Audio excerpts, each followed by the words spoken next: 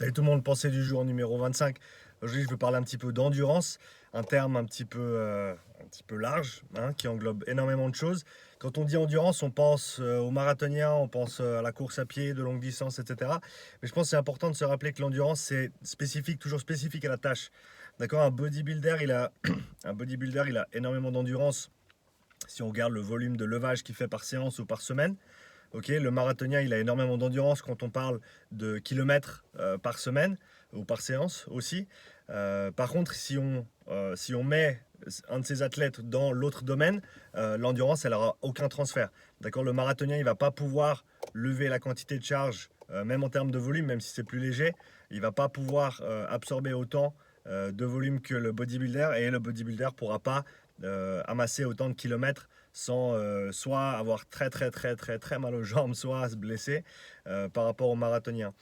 Dans le cadre du rugby, qu'est-ce que ça veut dire? Ça veut dire qu'il faut qu'on prépare nos joueurs à être endurants pour les tâches qu'ils vont devoir accomplir pendant les matchs. Donc, pour moi, ça va être des répétitions de courses avec des intervalles de repos entre, d'accord, des courses de plus ou moins haute intensité, en sachant que les courses qui vont avoir le plus d'influence, le plus d'impact dans le jeu, que ce soit en défense ou en attaque, ça va être des courses de haute vitesse et des sprints. D'accord, donc la capacité à répéter des sprints. Et pour ça, ben, pour entraîner ça, la première chose à entraîner, c'est le sprint pur et dur. D'accord, et ça, on le voit dans la recherche de répétition de sprint, c'est que la personne avec un sprint plus rapide, de manière absolue, on va dire, sera toujours mieux à la répétition de sprint. La moyenne de vitesse, on va dire, sur ces répétitions de sprint, sera toujours plus haute que quelqu'un avec une vitesse de sprint plus basse pour commencer.